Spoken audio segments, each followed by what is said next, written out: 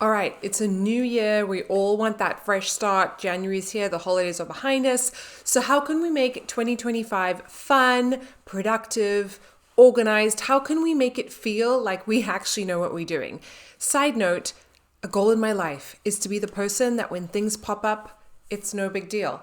I feel for the past 9 or so years of being a parent, just overwhelmed all the time. And I would love to have that feeling of ease. Like if the neighbors stopped by, it wouldn't derail my whole plans. We could have a chat for 20 minutes. Or if something got added, my husband called me and needed something, I could do it, you know? Anyway, that's a side note. But if you're new here, hello and welcome. My name is Julie. I run this YouTube channel as well as the Confident Parenting podcast, which you can find on all the podcasting places, and you can also watch me here on YouTube. And today we're going to be doing a more traditional style video where I'm going to walk you through ways that I have been making 2025 thus far into the best year yet. If you've watched my previous video, you may have seen that 2025 was a little bit rocky for me, and it's only January. But you know, we're looking ahead, we're moving forward, we're making progress, and these are things that I have done in previous years as well, and things I plan to continue to do going into 2025. So I hope you will join me on that journey. Make sure you subscribe, give this video a like if you like videos that are here to improve your life. And let's jump into our first thing. Another caveat. I know that fun and organizing don't always go together, but how some people say that when you have boundaries, you have more freedom, I kind of feel the same with organizing and fun. If you have an organized, systematic life, you can have more fun because it's not so stressful to go out and do things either spontaneously or in a planned way. So the first thing that I like to do on a semi-regular basis is organize an area of my home that has kind of been bugging me. So this is not something that I would do on a daily basis. It's something that I know needs attention, and maybe I do every 6 months, maybe quarterly, but probably more 6 months to once a year. And in this case, my bathroom cabinet, she needed mega attention. You know how over time, if you don't go through your bathroom supplies, things just, they need to be updated. Skincare, makeup, these things need to be checked because they expire, they get a bit gross. You're putting this on your face, on your body. It's good to just pay attention and go through it. So for me, I've been meaning to do this cabinet for such a long time, and I'm finally getting to it. I recorded myself showing the time, but I can't find that clip. So it was 8:35. I just want you to keep that in mind because I like to have an idea of how long it takes to do a project so that I can give you realistic expectations. Now, also, this is not just one drawer or one cabinet. This was effectively a whole cabinet that was kind of stuffed with things, and then 2 drawers also kind of crammed with things. So you kind of saw what it looked like before, and my process is always the same.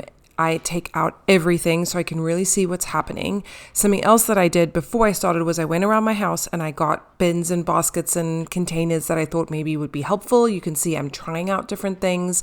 And this is why it took me a little bit longer than, like, say, 10 minutes or 5 minutes that people will tell you. And things can take 5 or 10 minutes, but this was a project that I've been procrastinating on for a long time. We moved into this house a year ago and I haven't touched the bathroom since.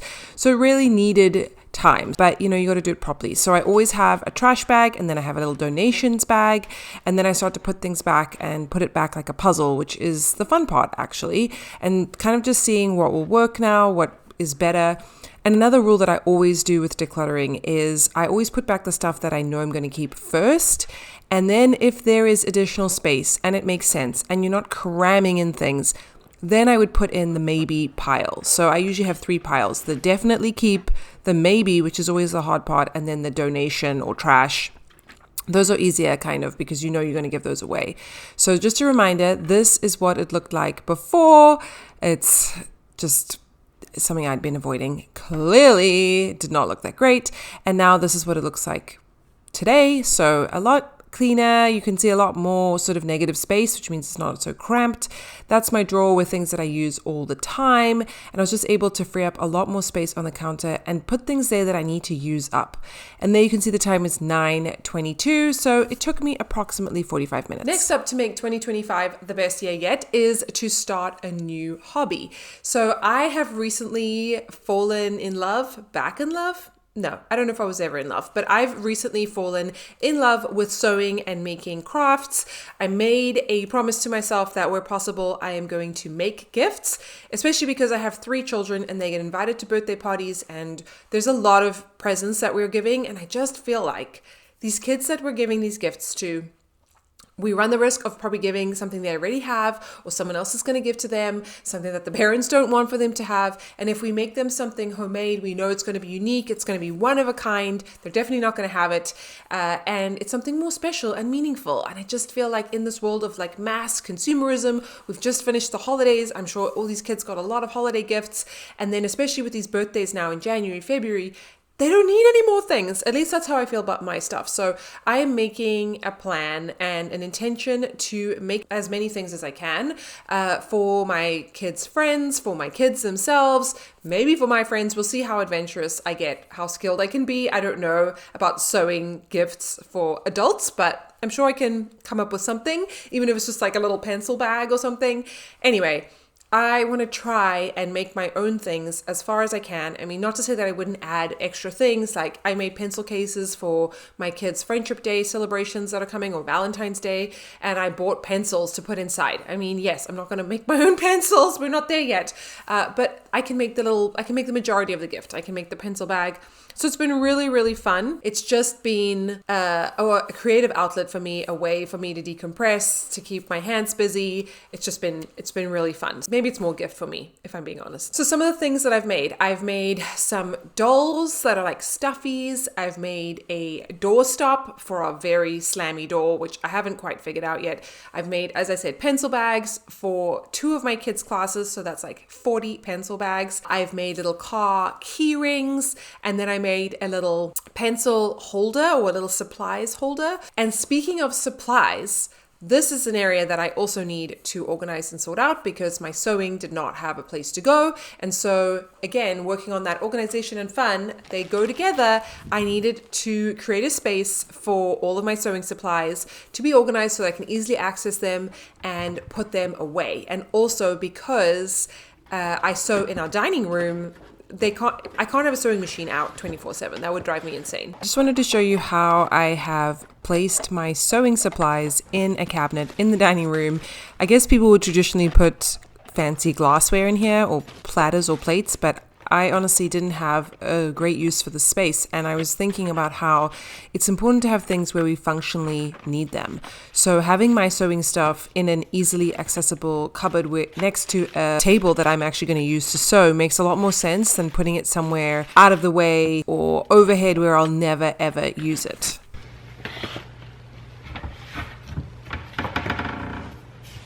Another way that I really want to make 2025 great is to continue to learn and grow and work on myself. And one of the ways that I do that is by reading. And I have struggled as a busy mom to prioritize sitting down and reading. And so when audiobooks were invented, or when they were invented in my life, it was game changing. And I've also discovered that I can sew and listen to a book at the same time. So most recently, I listened to The Let Them Theory by Mel Robbins. I spoke about this in my previous episode as well. Amazing book. Everybody should listen. I love Mel Robbins. Go and support her, follow her. And because of that, because I was sewing and listening, I got through this book in like a few days, and it was really great. It's like a 10-hour version of her podcast. Highly recommend. And then something that I will preach forever, and if you've been keeping up with me for any period of time, you know that I'm a huge fan of doing those sort of mundane, smaller tasks every day. And I feel like there's like 3 of those tasks that you need to be doing, and that's laundry, doing a load of dishes, either hand washing them or in the dishwasher, and then clean countertops, clearing your countertops, spraying them down, restarting your day. If you can keep up with that, I feel like you're able to take on more adventurous organization projects because you're starting off with a house that's kind of functioning at the bare minimum. The laundry is done and put away, the dishes are in the cabinets, everything is kind of reset, and then you can start exploring different areas. It's like when you're busy in your life and you have no time to think and you just don't create space for thoughts, I kind of feel like it's a similar thing. You don't think about what other things you can do. But once you've done those basic tasks,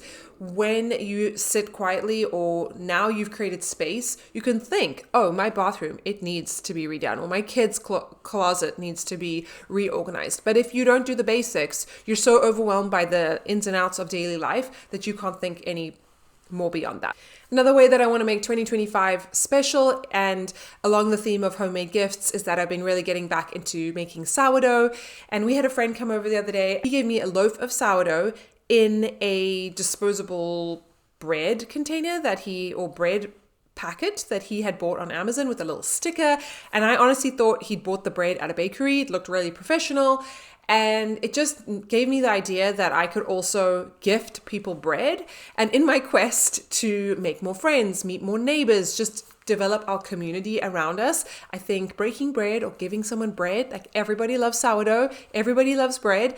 It's a way to connect with people and to have a little icebreaker, because you actually have a reason to talk to them because you're giving them some bread. So I've made bread for my kids' teachers and coaches and neighbors and friends, and it's just fun. And it's a nice way for me to give back to people. It makes me feel good that I'm doing that, adding to making 2025 a fun and exciting year.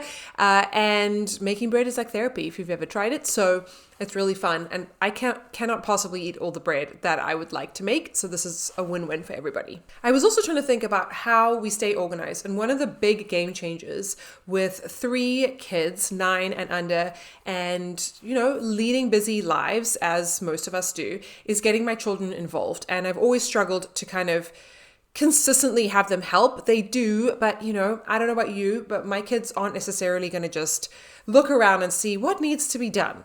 We're not there yet. Maybe we'll never get there, but we're not there yet right now.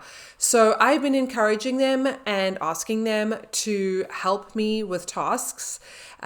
Basic things like they need to make their bed, they need to put away their laundry, they need to put away their lunchboxes, hang up their backpacks, and they have done some version of that, but making the bed, that doesn't always work.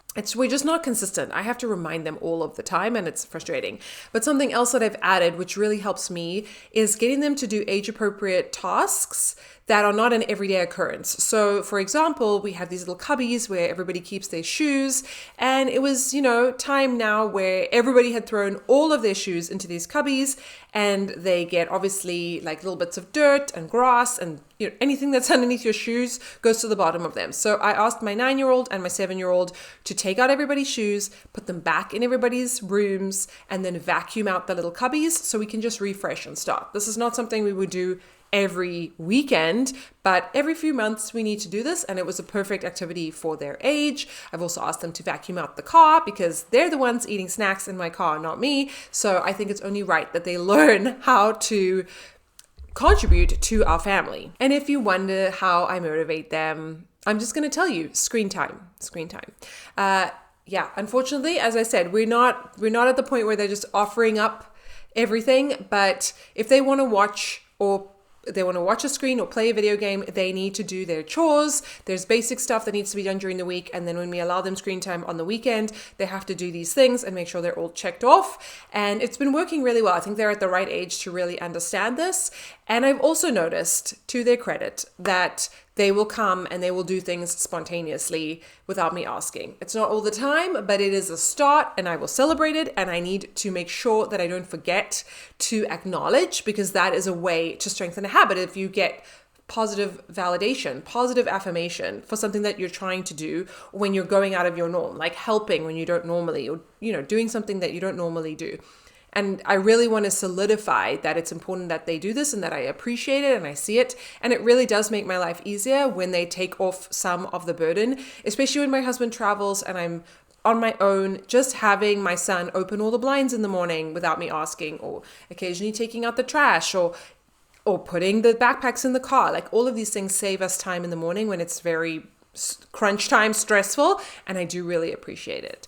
So these are the things that I've been doing in 2025 to, keep chugging along, make this a good year so far. I'm sure there are others that will crop up. Let me know what you are planning to do to help your year be a great year, and I will see you in my next video.